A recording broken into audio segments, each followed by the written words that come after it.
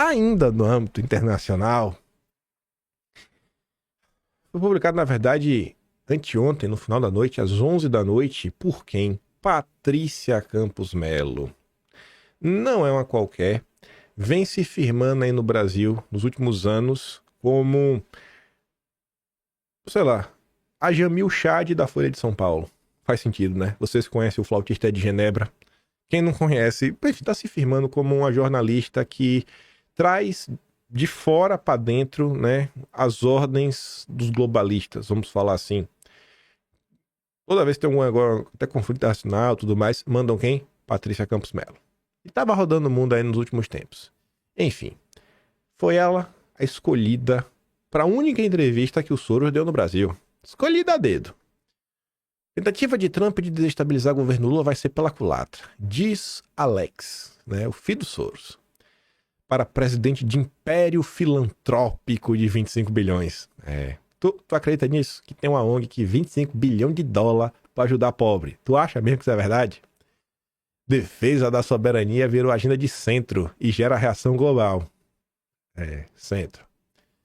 As sanções, tarifas e ameaças de Trump contra o Brasil vão sair pela culatra, da mesma maneira que suas interferências em outros países deram errado. Diz aí o filho do Soros. Enfim. Como presidente do Conselho de Administração da Open Society Foundations, Alex está na frente de uma organização de 25 bilhões de dólares em ativos que patrocina causas progressistas ao redor do mundo. Tente contar um paralelo aí que patrocine causas conservadoras ao redor do mundo. Tu não vai achar. Ele teve na última semana em Brasília, onde se reuniu com autoridades como Haddad, Marina Silva, Aniele Franco, Celso Amorim. Celso Amorim é o que manda, né, no Ministério de Relações Exteriores. Depois foi no evento do BNDES no Rio, a gente também falou sobre isso, que estava com a presença do Mercadante e de um cara ligado à Fundação Ford. Em rara entrevista, Alex falou à Folha sobre estratégias para derrotar Trump, os exageros da esquerda em relação à linguagem, isso é curioso, ofensiva antitrust contra as Big Techs e as prioridades da Open Society ao Brasil. E também falou de antissemitismo. Aí a Patrícia Campos Melo pergunta, né? Ô cidadão, o governo brasileiro encara o tarifaço, sanções, ameaça de Trump contra o Brasil, com uma tentativa de mudança de regime, de levar a sede do presidente Lula. O que é que você acha? Para mim isso é indiscutível. Tudo isso é direcionado ao atual governo brasileiro. Eduardo Bolsonaro está ditando aspectos da política dos Estados Unidos para o Brasil. Rapaz, é o brabo. Eduardo Bolsonaro é o inimigo do filho do Soros. Não é possível contemporizar com Trump. Sabe o que é contemporizar? Não é meio que fazer as pazes, ter um tipo de acordo. Não tem como. Cadê a turma da conciliação? Cadê o pessoal que reclama da polarização, do radicalismo? Você está sendo muito radical falando isso? Você está sendo muito radical, filho. Lula teria de deixar de ser Lula para que isso acontecesse e o Brasil teria de ceder a sua soberania. Baita soberania. Tá cedendo para tu, tá cedendo para você, para a China, para a Europa.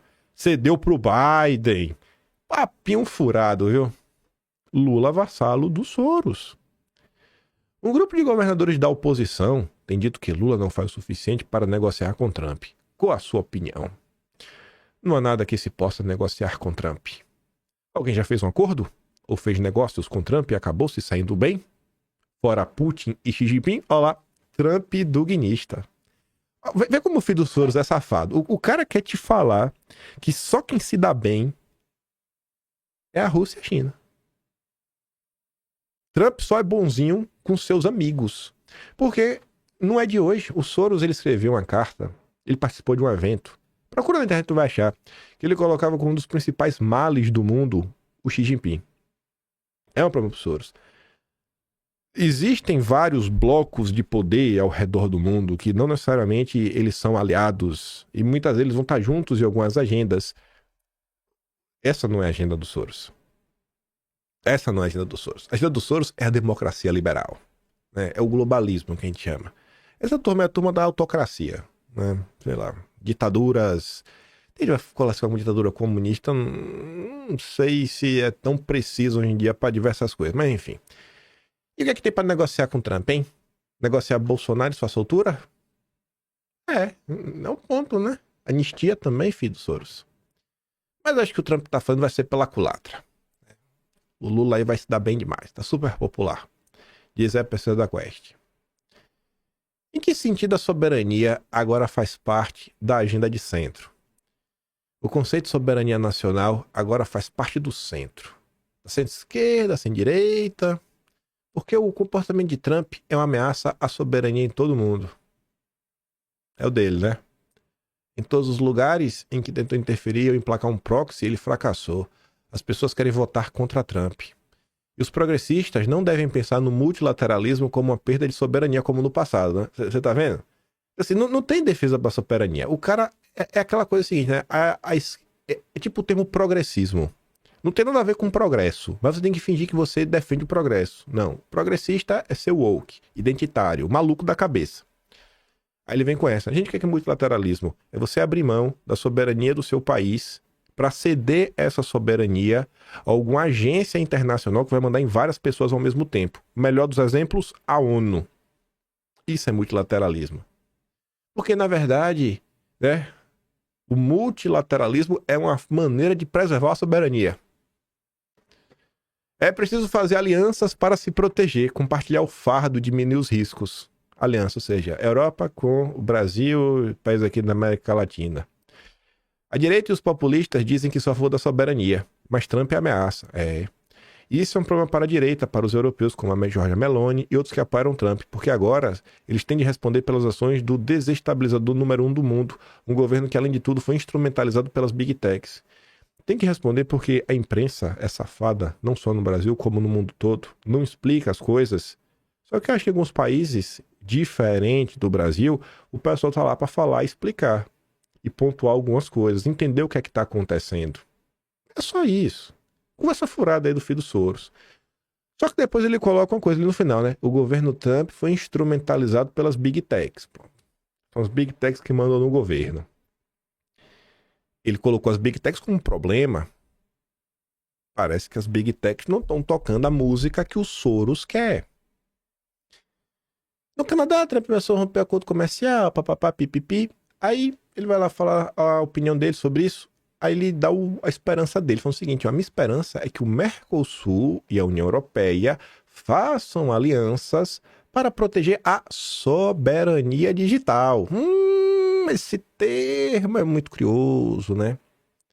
A Patrícia Campbell tá falando da pressão que o Trump fez, né, no Canadá, e tá fazendo no Brasil também, né, contra a decisão do Supremo que muda o regime de responsabilidade das Big Techs. Soberania digital. Esse termo é novo. Eu não tinha escutado ainda, né? Na verdade, eu tinha. Defender os direitos dos governos de enfrentar as grandes empresas de tecnologia.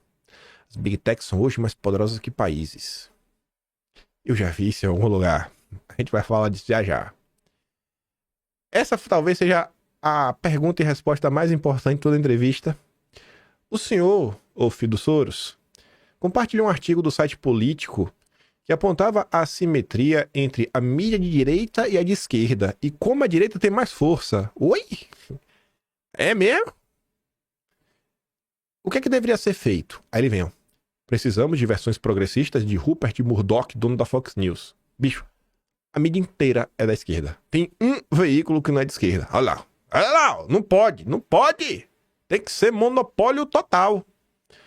Aprendi que investimentos em mídia muitas vezes são mais eficazes do que na sociedade civil. Aí a gente tem que lembrar de umas coisinhas. Deixa eu ver se eu tenho aqui um arquivo salvo. Eu acho que eu tenho. Não é esse aqui não. É esse aqui. Eu acho que eu tenho esse arquivo salvo. Vou procurar aqui que vocês vão entender. Que pra mim pode ser uma nova guinada aí que a turma do Soros vai dar no Brasil. Deixa eu ver se me diz que tá aqui. Uma tributária. Deixa eu ver. É o negócio da Folha de São Paulo.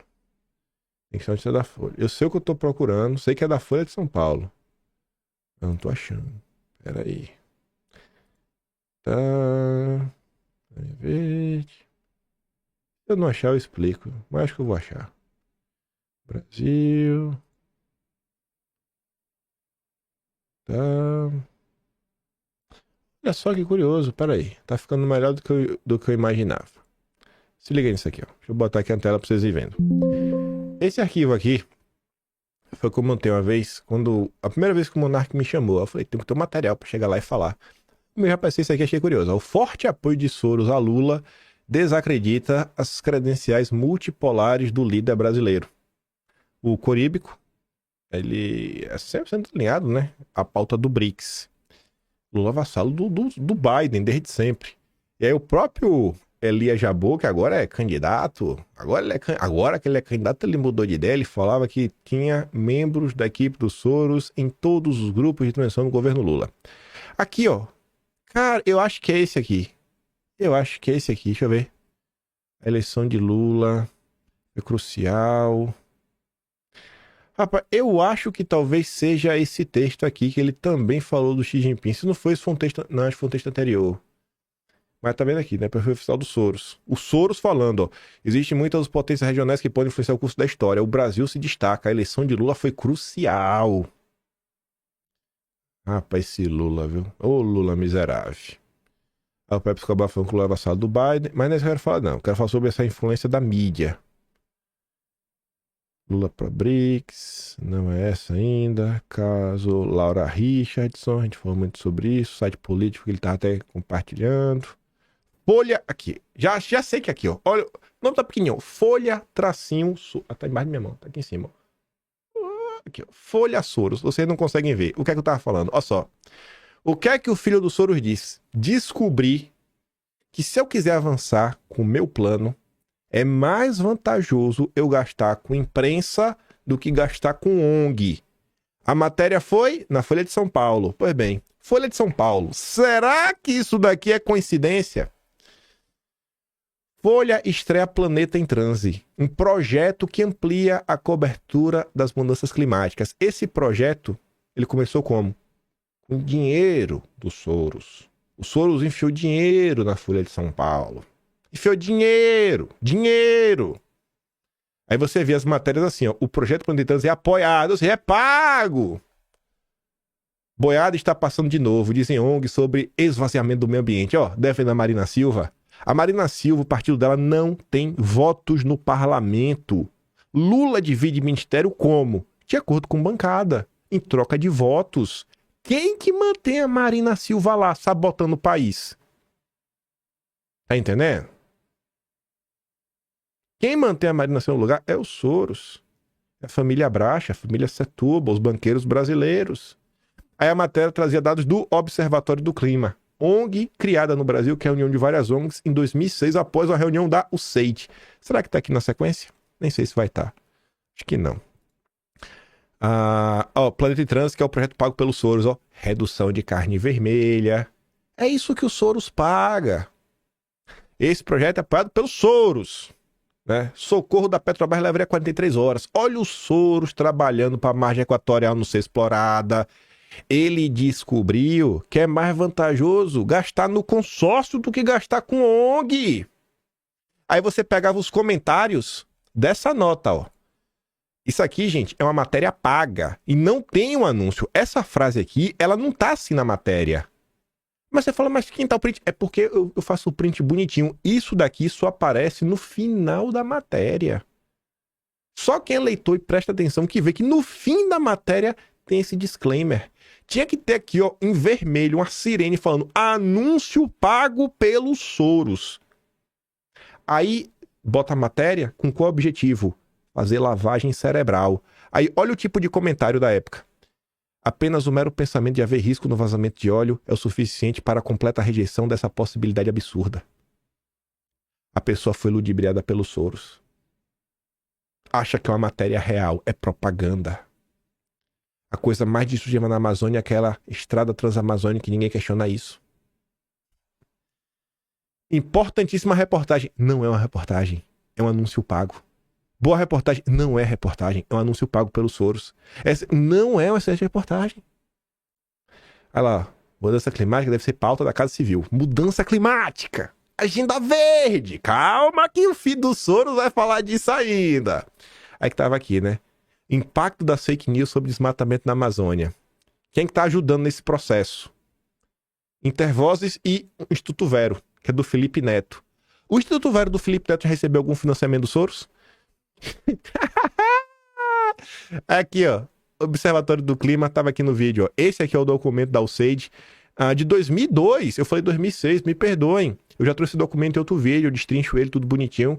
E tá aqui, ó. Dentro do documento, aqui está o texto em inglês falando: o Observatório do Clima foi criado em 2002. A ideia dessa rede de 26 ONGs brasileiras criada para monitorar projetos do clima no Brasil nasceu na reunião da USAID sobre meio ambiente de 2001 em Salinópolis. Receba. Receba. O que mais que tem aqui? Enfim, né? Você vê que eu fui preparado, né, no Monark. Fui lá preparado. Falar de tudo, falar de judiciário. Olha o Valfrido Vardi, o cara aí que o Flávio Dino tomou a decisão dentro. Onde ele aparece? STF foi a maioria pra derrubar induto. Pronto. A derrubada do... Ah, não, velho. Caraca, bicho. Gente. Rapaz. Eu não lembrava disso. Vamos voltar. Peraí. Deixa eu mostrar pra vocês. Porque nem me acompanha todo dia. Deixa eu ver onde eu falei isso. Acho que eu falei isso aqui. Peraí, deixa eu mostrar aqui. Cadê a decisão do... Aqui, ó. A decisão do Flávio Dino, que ele toma aquela decisão, que é um recado para Magnitsky, ele toma dentro de uma ação que o advogado é o Valfrido Vardi. Esse mesmo Valfrido Vardi está por trás da ação do PSOL para derrubar o induto de Bolsonaro a Daniel Silveira. Será que é coincidência? Nada, com certeza é coincidência, bicho. Com certeza é coincidência. Olha eu falando do Moro trabalhando pro Valfrido Vardi. Ai, viu? Eu não aguento isso. O que mais tem aqui? Mete um monte de coisa. Mas como dizem, né, os meus haters, você perde tempo assistindo aqui, porque eu sou um prints. É só prints. Eu só bato prints. Malditos prints, viu? Ô, print gostoso demais. Os prints. Eu duvido que alguém vai ter essas informações, viu? Sem querer ser arrogante. Democratas ricos precisam entender que não teremos regulação de mídia se não derrotarmos essa vertente do Partido Republicano, esse flagelo anti-americano, e para isso precisamos investir em mídia. É combater fogo com fogo. Se prepare, o Soros vai enfiar dinheiro adoidado no Brasil. Se prepare. Se prepare. Ô, filho do Soros, tu já falou aí que a esquerda foi longe demais na questão da linguagem. Isso é interessante. Ele tá falando do quê, né? Só foi liberdade de expressão. Acho que os progressistas talvez tendo longe demais na relação à linguagem. Nunca gostei da cultura do cancelamento. A extensão dos direitos das mulheres não deveria ser uma ameaça para os homens. Isso é um absurdo. Isso daqui se chama autocrítica. O que falta muitas vezes na própria direita, de não olhar para si e tentar, né, consertar o seu próprio percurso, a rota, né? Igual que eu estava comentando ontem. Independente de quem está certo, vamos esquecer isso. A direita no Brasil está abandonando a luta pela verdade, não quer fazer nenhum tipo de autocrítica. E tá ali, ó. A esquerda está se corrigindo. Falou, vamos corrigir esse percurso. Falando especificamente da agenda DEI, né? Que é diversidade, equidade e inclusão. É a lacração dentro das empresas. Vamos rever. Tá dando errado. Não tá levando a gente no objetivo que a gente quer. Aí, ó, acho que é preciso usar táticas e linguagens que não sejam ameaçadoras para as pessoas, que não possam ser interpretadas de forma equivocada. E eu disse isso na minha própria organização. A Open Society vai mudar, vai parar de dar dinheiro para maluco. Tem que trabalhar com jeitinho, conquistando corações e mentes. E aí que ele pergunta, né? Qual as prioridades da Open Society no Brasil? Inclusão democrática, ou seja, continuar com esse papo de democracia, de antidemocracia. Então, jornais continuarão ganhando dinheiro para chamar a Bolsonaro de golpista antidemocrático e empregos verdes e justiça climática. Ou seja, a agenda verde seguirá sendo uma das pautas centrais do Soros. Se você é antissistema, você é contra a SG. Se você é antissistema, você tem que parar com esse papo maluco de democracia.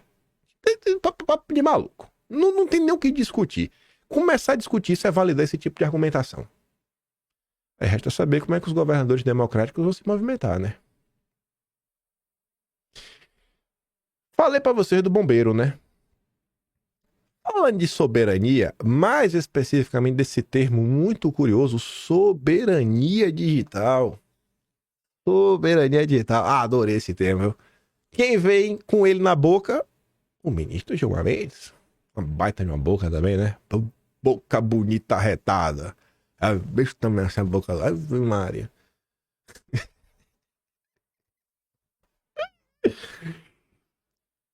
A soberania digital deve constituir prioridade estratégica imediata para o Brasil.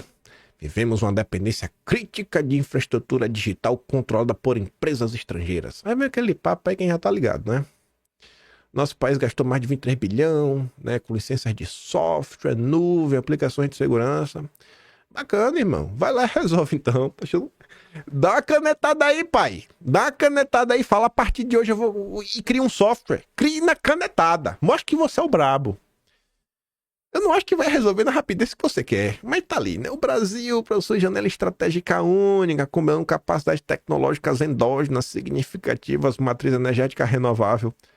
Papo de... Me perdoa, papo de maluco, ministro. Isso aí, duvido, foi o senhor que escreveu. O mesmo papo do filho do senhor de soberania digital, vem com soberania digital, e aí lembrar a matéria do vídeo de ontem, né? Pressão de líder do PT para prender Bolsonaro irrita bombeiros do Supremo. O que é que essa matéria falava? A avaliação que o Bolsonaro está preso em casa, né? Sua condenação vai sair mais ou menos da semana, então não prende Bolsonaro, não. A pressão do Lindenberg para forçar que Bolsonaro seja preso gerou incômodo na corte. Por lá, comenta-se que Lindenberg deveria se preocupar em trabalhar para garantir a soberania digital. Será, gente? Quem será?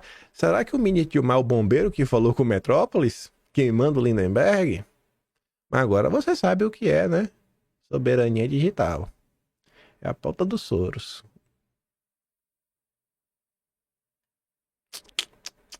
Digue.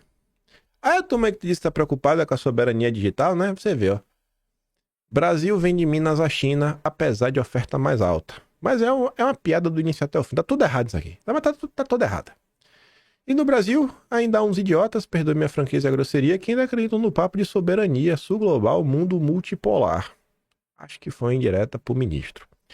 Mas vamos ver, gente, essa matéria aqui é uma piada do início até o fim. E por que eu te digo isso? Tu vê, né? Brasil vende Minas à China, apesar de oferta mais alta. Aí tu pergunta, quem foi que vendeu? A Anglo-América. Já começou errado. A mina não era nem brasileira mais. A mina já não é brasileira. Vendeu suas minas de níquel no Brasil, ou seja, né, um país do Norte do Brasil para a MMG, que não é que vendeu para a China. Na verdade, vendeu para a China mesmo, vendeu para o país. Por quê? Porque quem comprou não é uma empresa da China, é estatal chinesa. Vendeu para uma estatal chinesa. Os nossos amigos liberais não estão indignados com isso. Só quem não pode ter estatal é o Brasil. Mas pode ter estatal chinesa comprando minas brasileiras. Em solo, não é brasileira. Em solo brasileiro. A mina já não era do Brasil. Mas quem que queria comprar? Era algum brasileiro? Não. Era o grupo turco e o Dream sediado na Holanda. Então assim, no final do dia, soberania não existe. A direita só tá achando ruim porque foi pra China. Mas se fosse pra Turquia também tava de boa. Tu vê como são as coisas? Então, assim, no final do dia não tem soberania nenhuma. Com o negócio, os chineses passam a controlar cerca de 60% da produção nacional de níquel. Tradução: 60% da produção nacional de níquel não é de uma empresa brasileira. Que normalmente, gente, se é empresa brasileira, os lucros em tese vão ficar na maior parte no Brasil. Tentar uma possibilidade da empresa reinvestir no Brasil, o que eu acho difícil, porque o Brasil hoje ele funciona até num esquema de rentismo econômico. Em que ponto? A mina tem uma limitação, né? Física, estrutural. Então tu chega num ponto que tu não consegue explorar mais níquel do que tu já explora. Tu pode até botar 1000 a máquina, mas tem um limite físico que funciona. Não dá pra passar 3 caminhões no mesmo lugar, dá pra botar 20 peão batendo na mesma pedra. Então tá ali. Bateu o teto. E tá no lucro. A empresa vai fazer o quê? Ele pode procurar algum lugar na área, que já tem expertise em mina, mas o dinheiro que tá sobrando no final do dia, o que as empresas fazem? Vai lá e compra título da dívida, paga em 15% sem fazer nada sentado em casa. Não tem um estímulo para as empresas brasileiras continuarem, né? Ou as empresas que estão no Brasil continuarem investindo em alguma coisa. Se tu tem dinheiro na mão livre, né? Em espécie, mete aí 15% garantido. Selic do pai Lula. IPCA mais 8 aí, ó. Tá, delicinha. Delicinha demais. E essa? Acho que também aqui mostra até um erro de visão da direita, que fica pagando aquela. Ah, o Lula lá, o BRICS. Que mano é BRICS, rapaz? Que BRICS? Que BRICS não é pra Lula, não. Lula é vassalo dos Soros. Lula é o vassalo dos globalistas. Cadê a China? A China tá deixando o Lula na mão. China admite ampliar a compra de soja dos Estados Unidos e liga alerta no Brasil. Se comprar mais no Brasil, vai comprar menos mais dos Estados Unidos, vai comprar menos do Brasil. Aí o papo do Lula de buscar novos mercados, que novo mercado, meu pangaré, meu pangarilho, vai comprar dinheiro, vai comer pra quem? Pra quem? Quem que tem costume de comer soja? Tu quer comer soja? Eu não quero, eu não vou comer, aqui ninguém vai comprar porcaria de soja, ninguém quer comer isso aí. Eu vou comer carne, de carne eu gosto, queijo também. Soja? Vai vender pra quem? Pra ninguém. Tá aí, tá abandonado. O governo Lula é um governo decrépito. Tem que olhar pro mundo, pô. E gente, não pode ser viés de confirmação. Você tem que olhar e olhar a coisa e realmente analisar o que tá acontecendo no país. Quem sustenta o governo Lula não é o BRICS. Ai, esse news, é o Soros. Quem que veio pro Brasil? Quem que veio pro Brasil? Quem que tá defendendo o Lula na Folha de São Paulo? Quem que tá defendendo dinheiro nas ONGs da esquerda no Brasil? É o Soros. É o Macron. É a Ursula von der Leyen. Essa turma toda aí progressista da Europa. Aí ontem, nessa linha, né? Vamos falar de soberania. Trump ameaça retaliação a países que taxarem Big Techs. Eu vou ter que ler de novo uma coisa que envelheceu bem demais. Mas só pra mostrar, né? Trump fez uma postagem na sua rede social, depois meteu lá no Twitter. Como presidente dos Estados Unidos, defenderei nosso incrível setor de tecnologia contra países que o atacarem. Impostos digitais, legislações de serviços digitais, regulamentações de mercados digitais são todos elaborados para prejudicar ou discriminar a tecnologia americana. Eles também, de forma ultrajante, dão passe livre às maiores empresas de tecnologia da China. Isso precisa acabar, e acabar agora. Com esta verdade, coloco todos os países com impostos digitais, legislações, regras ou regulações em aviso de que, a menos que essas ações discriminatórias sejam removidas, eu, como presidente dos Estados Unidos, imporia tarifas adicionais substanciais para as exportações desses países para os Estados Unidos e instituiria restrições de exportação sobre nossa tecnologia e chips altamente protegidos. Tá ameaçando, ó. Se vier de gracinha, o processador vai ficar mais caro. Aquele processador da Intel vai ficar mais caro, ou seja, computadores ficarão mais caros e o povo vai sentir, porque aí bate no varejo. Aí se liga nisso daqui. Agosto de 2024. Eu lembro que a gente basicamente passou quase o vídeo todo falando disso. Foi algo longo, mas importante. Longo, mas importante. Tem 11 corvos aqui nesse atlas. Tataratará. Soberanistas versus liberais. Essa matéria aqui. Cadê? Vai. Não tá aqui nessa? Se não tá aí, deixa eu ver se tem alguma coisa do governo americano. Questão internacional. Ela tá aqui em algum lugar. Onde é que ela tá aqui?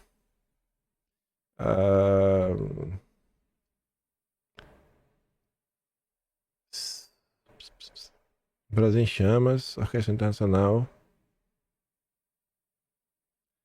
Cara, eu jurava que ela tá aqui. Deixa eu ver no mês seguinte. Será que foi setembro? Vou botar setembro. Diplomacia. Trump. Democracia do Piniquim. Deixa eu dar uma pausa aqui pra não gastar o tempo de vocês. Era em agosto mesmo, eu acho que eu passei tão rápido que eu não vi. Esse mesmo, soberanistas versus liberais. Essa matéria aqui, ó. Essa aqui, ó. Deixa eu fazer rápido demais, não vi. Aí eu disse, botei no Ctrl F, achei. O retorno da governabilidade hamiltoniana. Ele tá falando do Trump, né?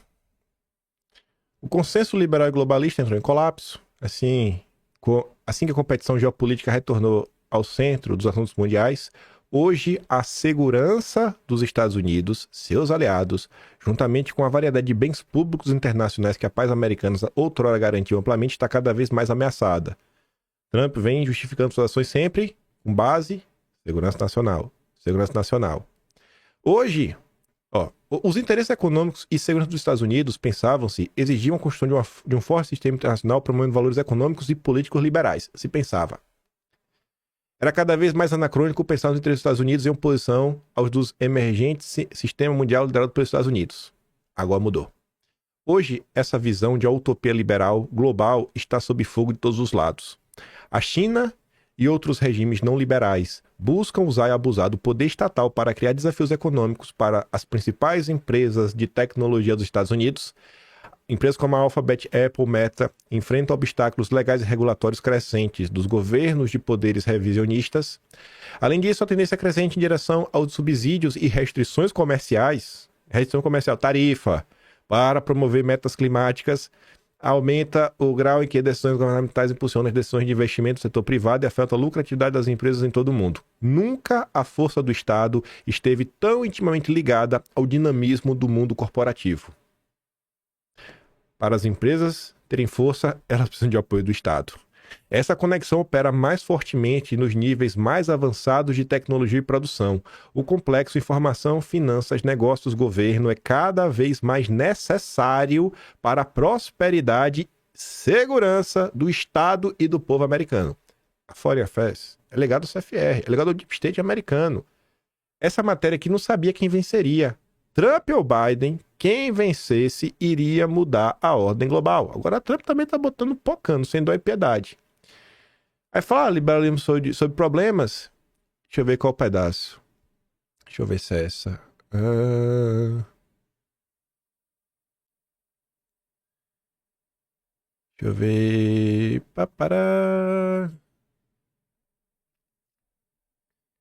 Eu quero um parágrafo em específico. Acho que é esse aqui, ó. Tenho quase certeza que é esse. A direita libertária ficará desapontada com a existência do nexo e que ele se aprofundará inexoravelmente. A esquerda anticorporativa ficará magoada ao perceber que os estados escolherão por necessidade usar sua influência econômica e política para fortalecer em vez de controlar as big techs. Trump tá fazendo o quê? Vou meter tarifa se vocês forem para cima de minhas empresas, viu? As empresas do meu país. Na era atual da competição geopolítica, Washington vai se preocupar mais se suas principais empresas de tecnologia são fortes o suficiente e bem equipadas o suficiente para ficar à frente de seus rivais chineses, do que se as empresas de tecnologia estão se tornando grandes demais. O que é que o Soros está falando? Pauta antitrust. Antitrust é exatamente o quê? O que é um trust? É uma empresa muito grande. Antitrust é quebrar empresas em empresas menores. O Trump não está preocupado se a empresa está grande demais. O Soros está. O Soros quer quebrar isso. O Soros está jogando contra isso. O Soros está jogando contra isso. Os futuros presidentes têm mais probabilidade de resistir aos esforços da União Europeia para impor pesadas multas antitrust. Mas deixa eu voltar aqui na notícia do Soros, né? Só para mostrar. Acho que tá logo na manchete. Deixa eu ver aqui. Tá na manchete? Soberania. Não. Onde é que ele meteu antitrust? Aqui, ó. Ofensiva antitrust contra as Big Techs. Fala do filho do Soros, miserável safado. Mas tá ali, ó. A questão de saber se uma empresa de tecnologia é uma parceira leal e confiável para o Washington vai importar mais para o governo dos Estados Unidos do que se a empresa é muito grande ou muito rica. Essa realidade, por sua vez, levará as grandes empresas de tecnologia a buscar um modus vivendi com o Estado. É nova era, irmão. Tu fica preso aí nesse papo dos malucos aí, o liberal, sei lá, Zé Boletim de Twitter, tu tá perdendo o barco da história. Tu tá sem entender nada. E vai continuar sem entender nada do que tá acontecendo. Então, assim, a direita brasileira, a mesma direita que não consegue compreender que o Lula de hoje não é o Lula de 1989, do Foro de São Paulo. Em 1989 já era o vassalo do Biden, o filho do Golbery. O Lula não é o Lula de 2006. Não é mais o Lula de 2006 do Foro de São Paulo. Não é que o Lula não gosta do Foro de São Paulo. A agenda do Lula é outra. A mesma coisa com o Trump. Chega lá pro Trump e fala: sou conservador nos costumes e liberal na economia. Eu defendo o Estado mínimo, né, e privatizações. Vamos privatizar tudo. Vai lá e fala com ele. Mano, os caras vão caçar teu visto. Aí fala: esse é um louco. Esse deve trabalhar pro Soros. É infiltrado. Vai lá e fala isso pra eles. Aí, ontem saiu a nota. Trump: quero tentar obter o máximo que conseguir sobre participações em companhias. Mas peraí, como assim? Trump é um país. Como assim um país vai obter? O que é que tá acontecendo? Sim, o governo americano quer ser sócio. Quer ser sócio. E os liberais rocambole letra em choque, né? Renato fala: cara, não é um detalhe retórico. É a situação que a Casa Branca pretende usar sua participação direta para assegurar controle e supervisão sobre tecnologia de ponta e indústria pesada. Isso está melhor explicado aqui, ó. Eu tinha comentado sobre alto nessa matéria no Estadão ontem. Falei só em vídeo, citei. Vamos olhar ela. Saiu originalmente do The New York Times. Sobre Trump: Estados Unidos se afastam do livre mercado e se aproximam do capitalismo de Estado chinês e europeu. Pronto. Trump comunista. Lá vai o comunista do Trump. As empresas privadas americanas têm um novo investidor com que se preocupar. Pronto. O Trump. Desde que tomou posse, Trump seria o governo da empresa americana de maneiras extraordinárias, incluindo a aquisição de uma participação na US Steel. E agora, né, tem a pressão para a redução nas receitas da Nvidia e da AMD proveniente da China. No mês passado, o Pentágono anunciou que iria adquirir uma participação de 15% na MP Materials, uma grande mineradora americana de terras raras. Na sexta, dia 22, a Intel concordou em permitir que o governo dos Estados Unidos adquirisse uma participação de 10% em seus negócios, pelo valor aí de 8,9 bilhão de dólares. Esses movimentos podem anunciar uma mudança do tão alardeado sistema de livre mercado dos Estados Unidos para um que se assemelha, pelo menos em alguns aspectos, a uma forma de capitalismo estatal mais frequentemente visto na Europa e em diferentes graus. Na China, na Rússia. As ações de Trump estão levando... Olha quem está preocupado com as ações do Trump. Os apoiadores dos governadores democráticos. Mas, versão Estados Unidos. Quem? Banqueiros e advogados de Wall Street. Não é advogado, é lobista. Lobista. Lobista da Faria Lima. Zé Boletinha. Zé Boletinha, vendilhão, entreguista saqueador e banqueiro.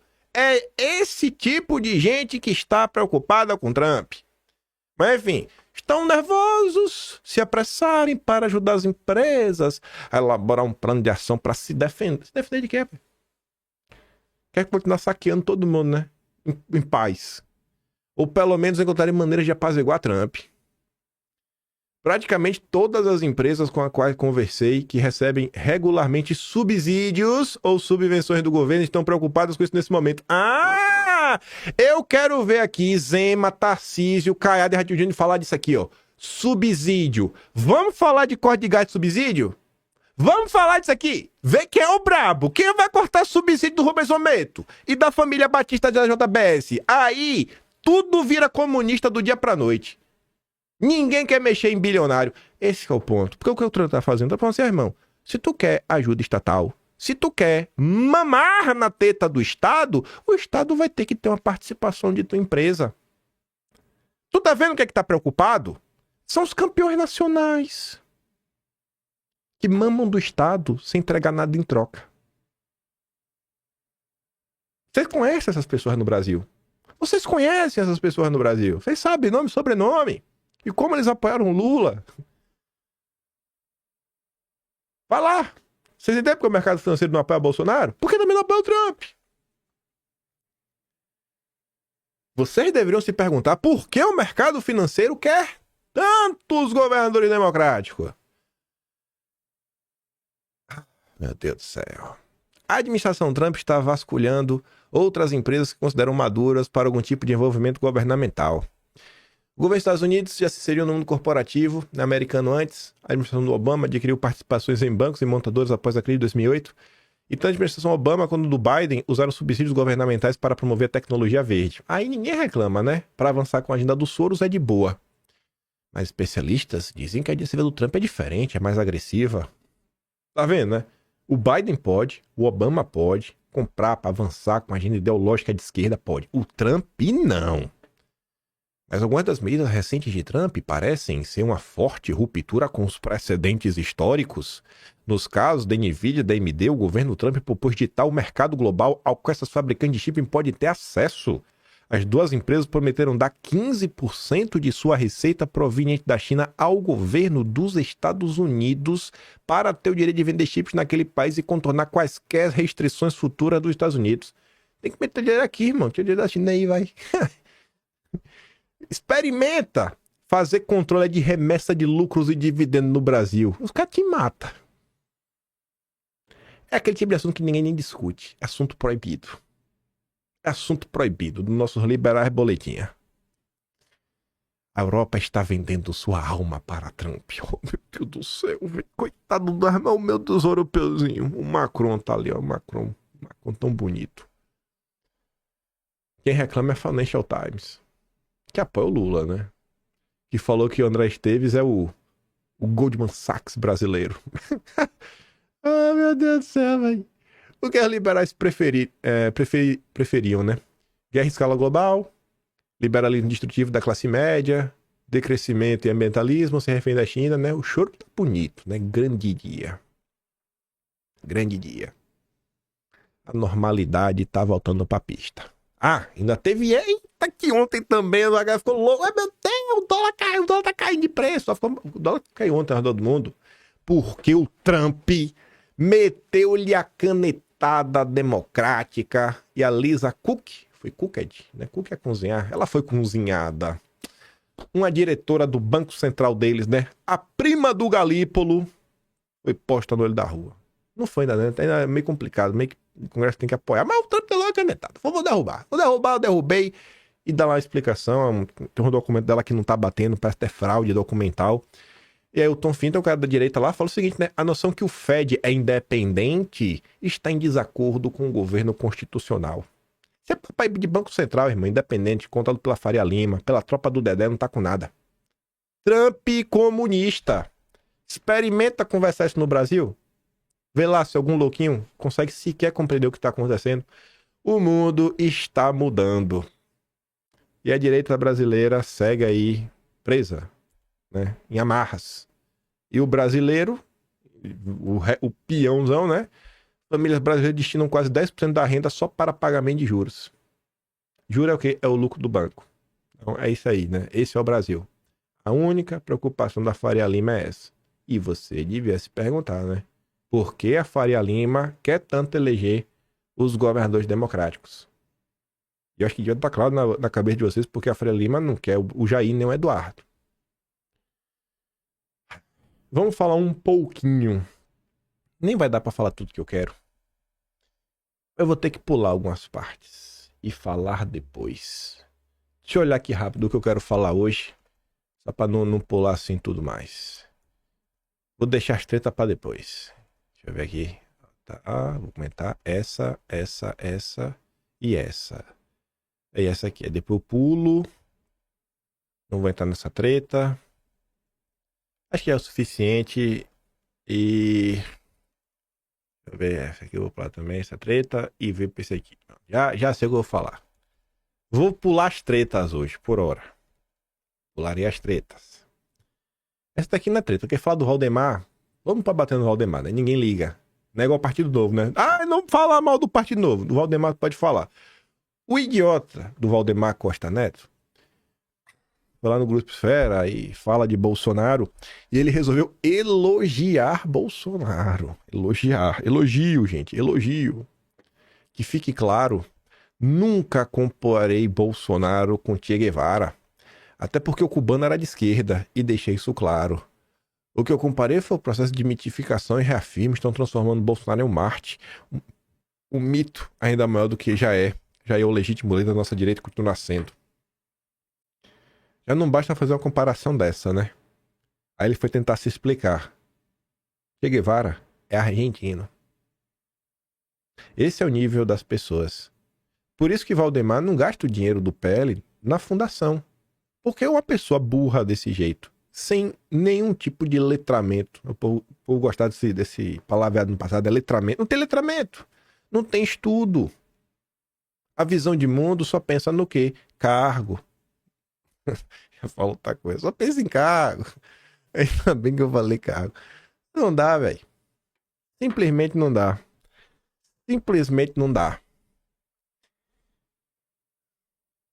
Por outro lado, o Fábio Vangarten comenta o seguinte ontem. Ele fez dois comentários muito curiosos. O outro é ainda mais curioso.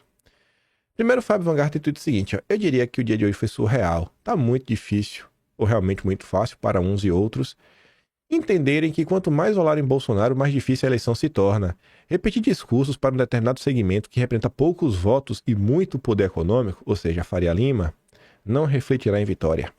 Pesquisas, eventos de lobby, almoços, jantares onde bolsonaristas são excluídos, só colocam álcool na fogueira que já arde. E muito chute e poucos votos. Tanto a aprovação quanto a rejeição são frágeis e volúveis e não sinalizam nada a pétreo nem definitivo. Na tempestade, vemos quem trabalha e quem se esconde, quem se joga no mar, quem pega o bote e vai embora. Esquecem-se que depois dela vem a calmaria. O bolsonarismo é grande, é duradouro, é eterno. Só não querem perceber agora. Perceberão em outubro de 2026.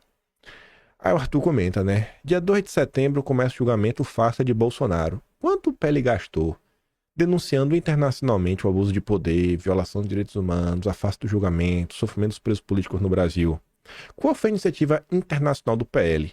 Fazer seminário para influencer? Aí você fala, mas o que, é que o PL podia fazer? Posso falar o que eu não posso provar? Posso falar o que eu não posso provar? Pessoas tentaram levar. Assim, existe o cargo de assessor de imprensa, né? No Brasil ele trabalha fazendo o quê? Mantendo network, diálogo com jornalista para tentar pautar os assuntos do teu interesse.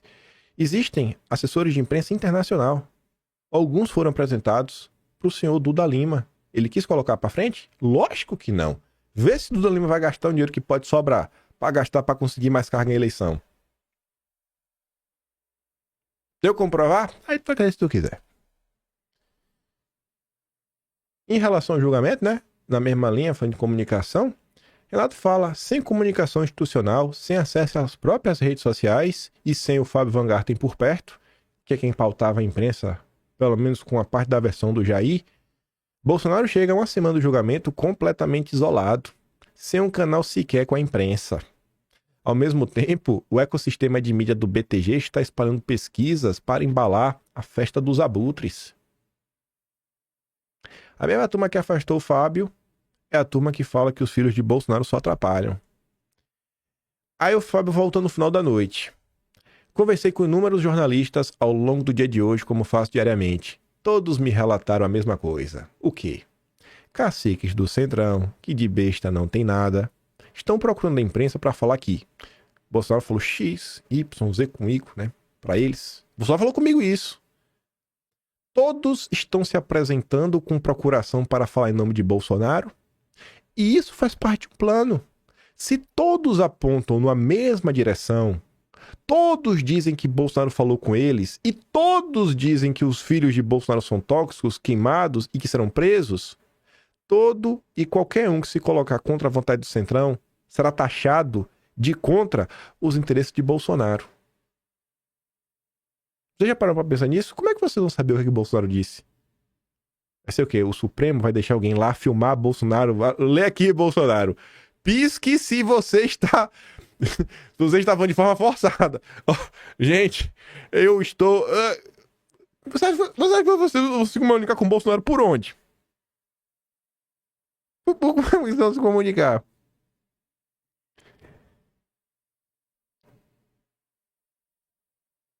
Se amanhã Flávio Bolsonaro falar alguma coisa, será que Flávio Bolsonaro realmente falou com o pai?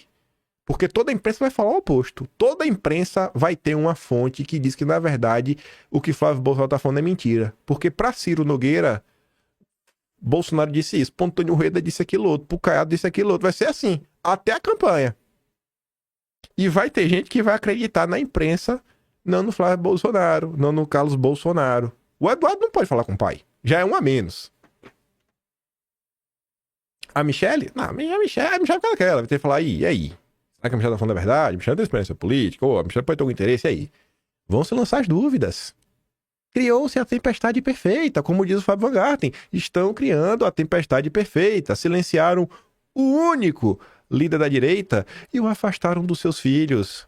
Trata-se de um sequestro político oportunista. Muito oportunista. Estão fazendo com o Bolsonaro é absurdo. Aqui essa é a parte da treta que vai ficar muito puto da vida. Deixa eu comentar. Isso aqui eu ia comentar. Com calma. Amanhã, possivelmente. Mas vem calma. Tava passando ontem, tô revisitando alguns assuntos. Fui ver os bate-papos do Olavo com o Yuri Vieira. Que foi por um desses bate-papos que o Olavo teve a ideia, né? Porque eu não conhecia a tecnologia, ele conhecia a tecnologia da época, de fazer gravação, meio que por telefone na época e tudo mais.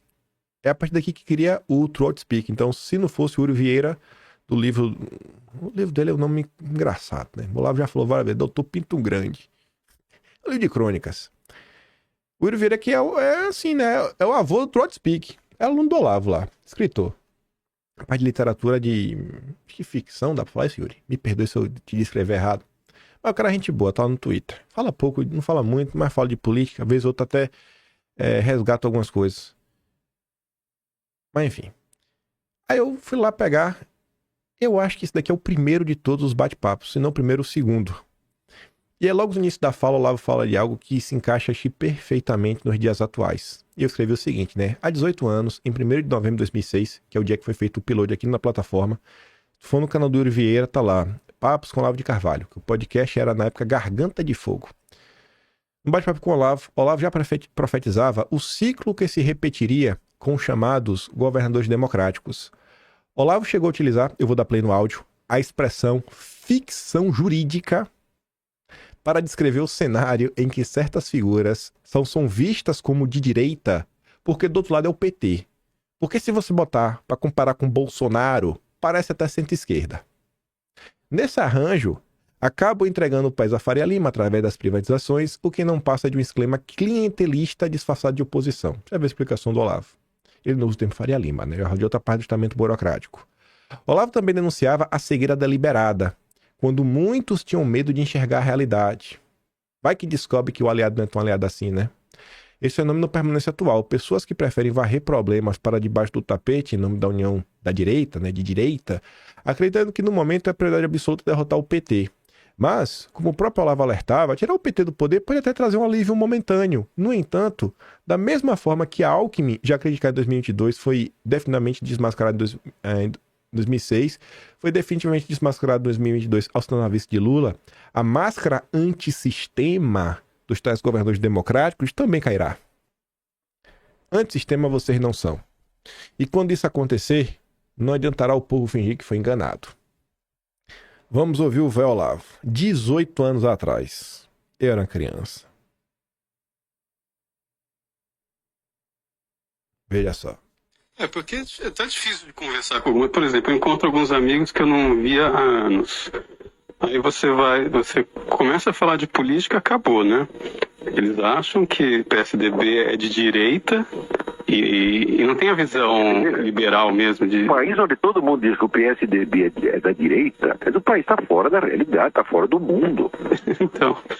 Mas o PSDB é a turma do socialismo fabiano, das coisas econômicas. Né? Então, é a esquerda europeia, porra. Isso é o PSDB. Uhum. Agora, o PSDB só pode ser considerado direita dentro de um regime comunista. Quer dizer, para o comunismo, então o social-democrata é direita. Então isso quer dizer que a referência básica do Brasil é a mitologia comunista.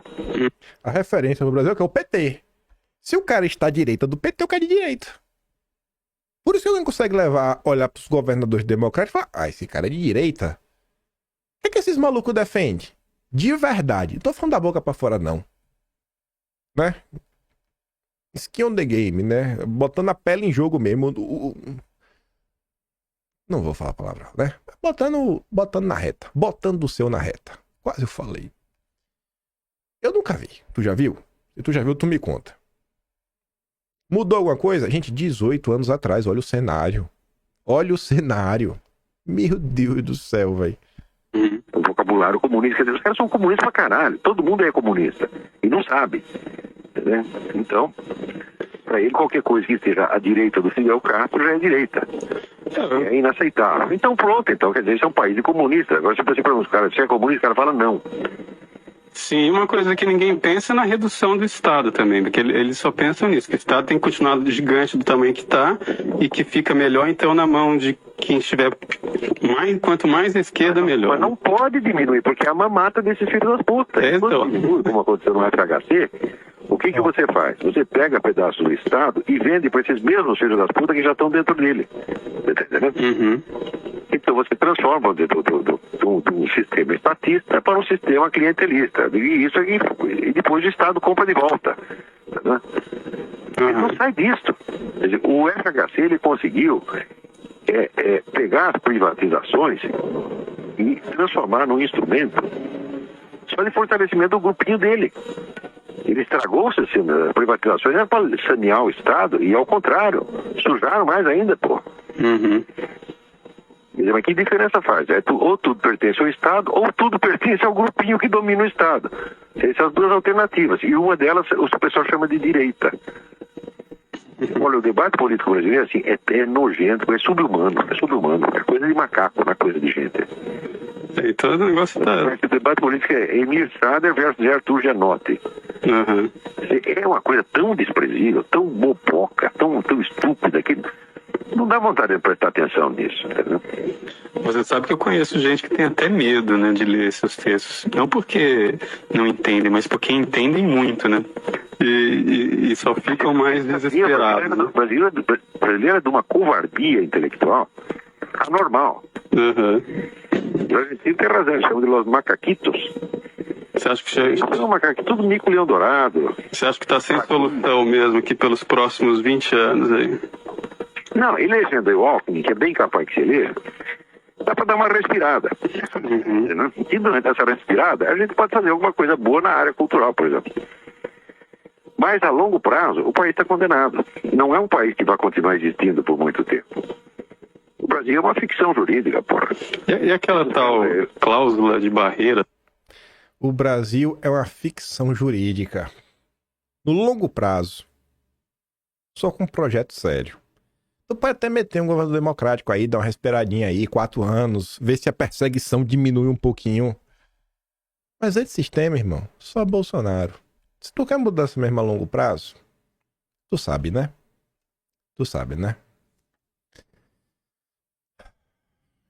Enfim, né?